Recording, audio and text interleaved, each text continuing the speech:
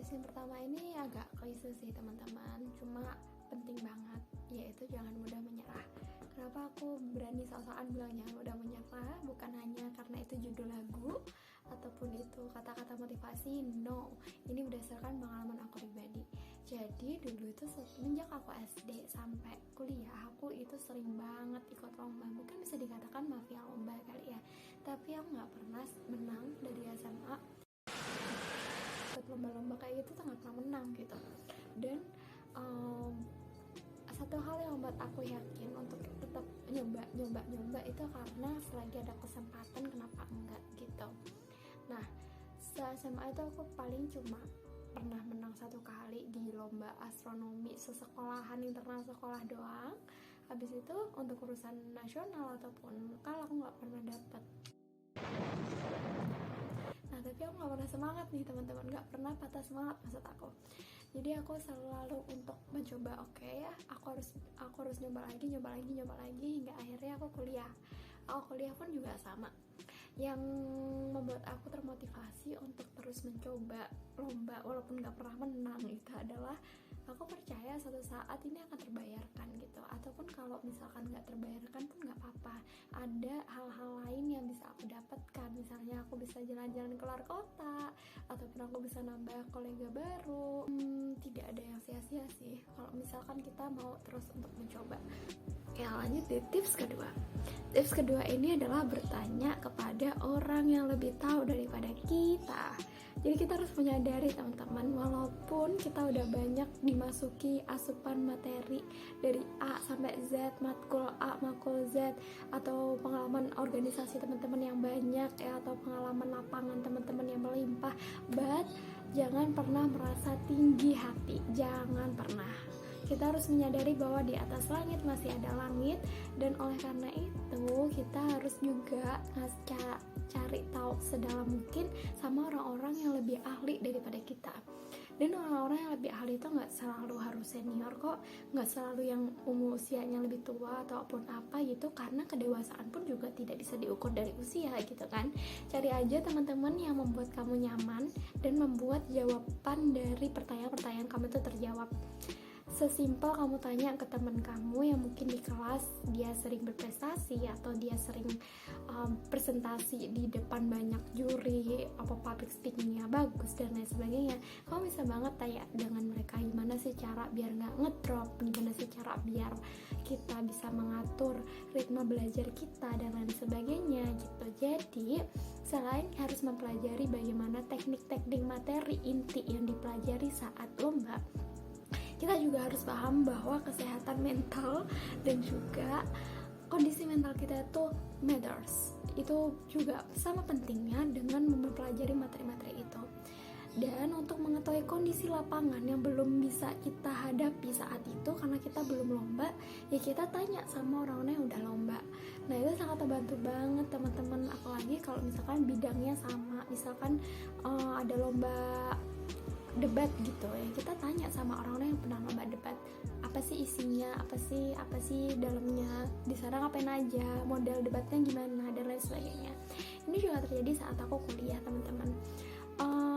Aku pernah waktu itu ikut lomba debat sama tim. Yang pertama itu aku merasa gagal sendiri, padahal teman aku udah mengeluarkan effort terbaiknya, cuma akunya, mental aku yang gak siap. Jadi aku ngedrop dan akhirnya kesempatan hilang gitu. Nah, terus akhirnya aku tidak mau membuat teman-temanku kecewa lagi. Di kesempatan kedua ikut lomba debat nasional dan aku ingin memaksimalkan itu, dan alhamdulillah aku punya mentor yang sangat keren, yaitu teman aku setim sendiri yang mereka udah pernah merasakan gimana lomba debat itu kayak apa, modelnya kayak gimana, cara nentuin emosi pro dan kontra itu gimana, nyari bahannya gimana dan lain sebagainya. Jadi jangan sungkan, jangan ragu untuk bertanya kepada temanmu walaupun mereka seumurmu atau bahkan di bawahmu, karena sekali lagi ilmu itu tidak bisa didasarkan atas usia. Jadi jangan pernah malu untuk bertanya kepada orang yang lebih muda ataupun yang seumuran, karena bisa jadi mereka justru membuat kamu nyaman untuk belajar bersama.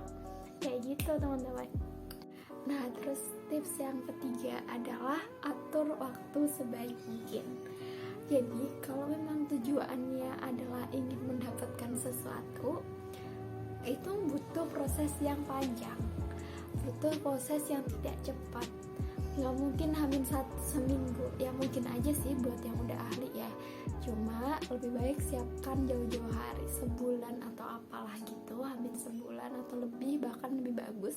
Karena ketika kita lomba, ingat ya teman-teman, yang kita kejar itu bukan cuma piala, bukan cuma medali, bukan cuma tepukan dan sorakan orang-orang. No, akan terlalu sempit jika kita mengartikan sebuah lomba hanya untuk mendapatkan hal-hal itu. Tapi yang kita kejar adalah kapasitas diri kita, berkembang enggak, bertumbuh enggak. Kalau misalkan kita dapat medali tapi kita merasa kapasitas diri kita biasa-biasa aja, itu rasanya akan kurang puas. Yang kita cari adalah kita memacu diri kita, sampai mana sih kita mampu. Nah, itulah pertanyaan yang bisa kita jawab dengan melaksanakan challenge-challenge yang kita buat sendiri.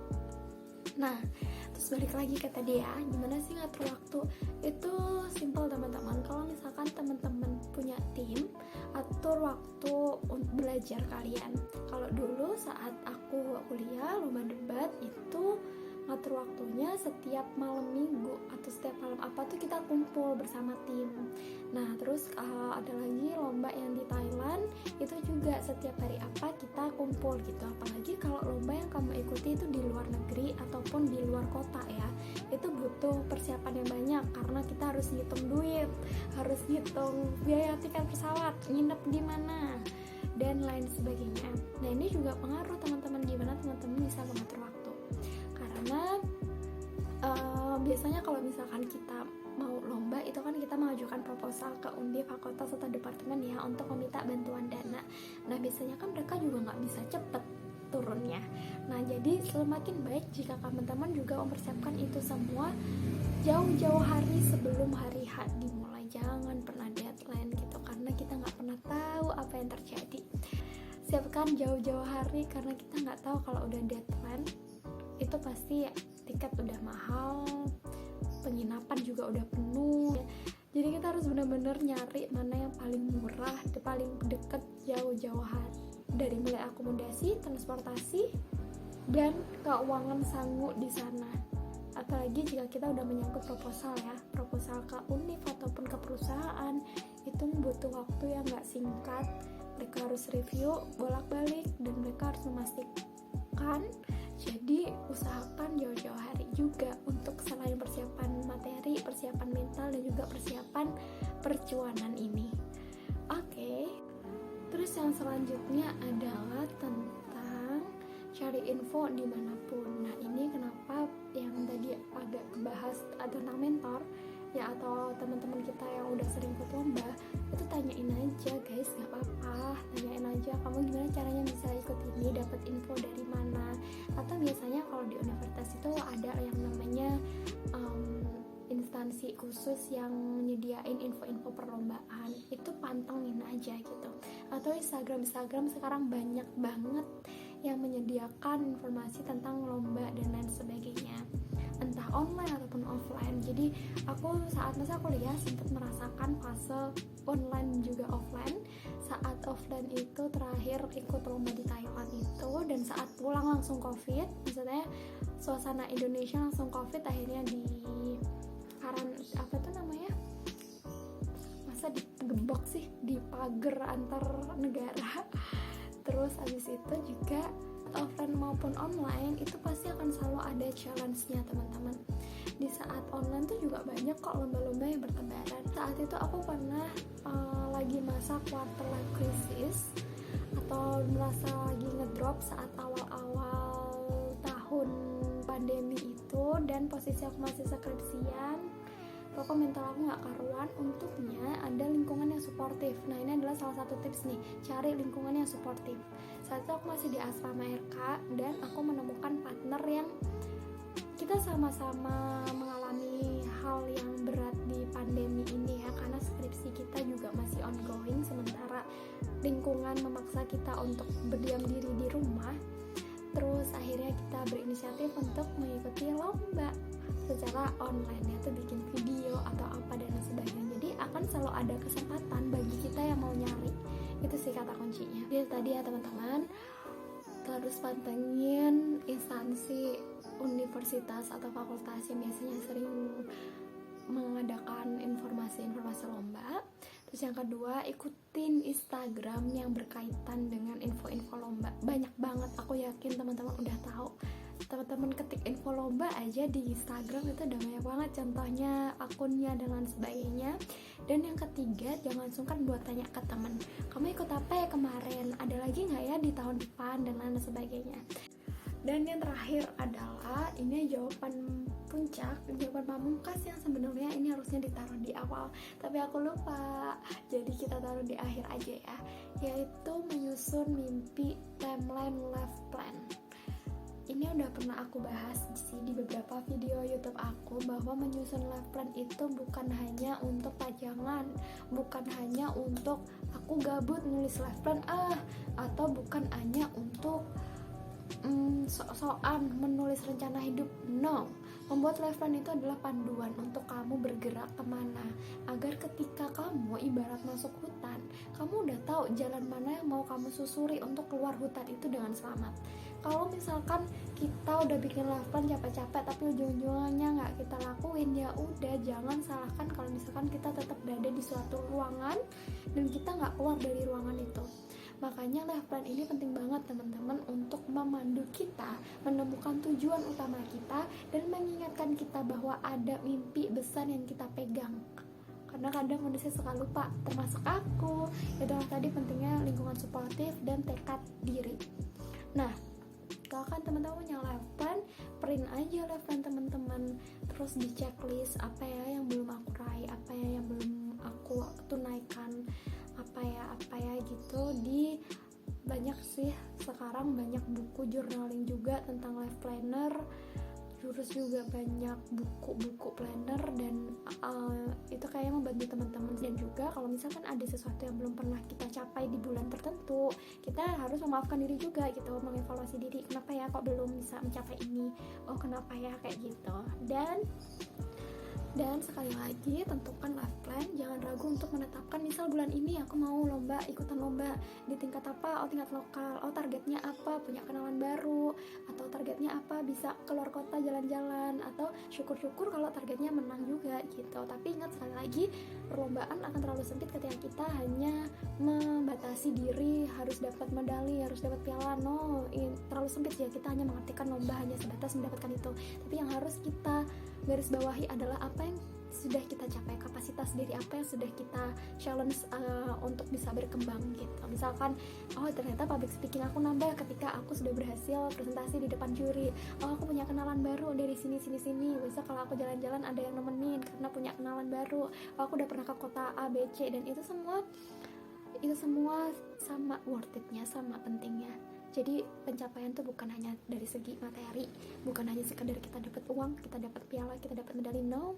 Tapi yang terpenting adalah diri kita, kapasitas apa yang sudah kita tingkatkan dari sebuah ajang kompetisi.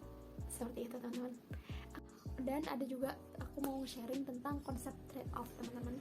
Ini kalau anak-anak yang pecinta ekonomi paham kali ya dengan konsep ini. Jadi pada intinya, ketika kita punya suatu pilihan, setiap pilihan yang kita tinggalkan itu selalu memberikan konsekuensi sendiri. Begitupun dengan pilihan-pilihan yang kita ambil, dia selalu punya konsekuensi. Pilih konsekuensi mana yang paling ringan daripada konsekuensi yang lain. Dan karena kita juga lagi ngomongin lomba, in case-nya misalkan ini ya, aku langsung nyontohin pengalaman kali ya biar lebih mudah dicerna. Jadi dulu ketika akhir bulan 2019 menuju 2020, itu aku ada dua pilihan teman-teman. Yang pertama, aku keterima exchange selama 2 minggu doang sih di Brunei, tapi aku hanya mendapat beasiswa 50%. Dan yang kedua, aku ada lomba juga ke Thailand. Ada dua pilihan yang sama-sama membutuhkan biaya yang banyak saat itu, karena dana dari fakultas juga belum cair, dana univ dan sebagainya itu belum cair. Dan akhirnya itu tadi teman-teman, kita harus bisa memetakan mana konsekuensi yang paling ringan yang akan kita pilih.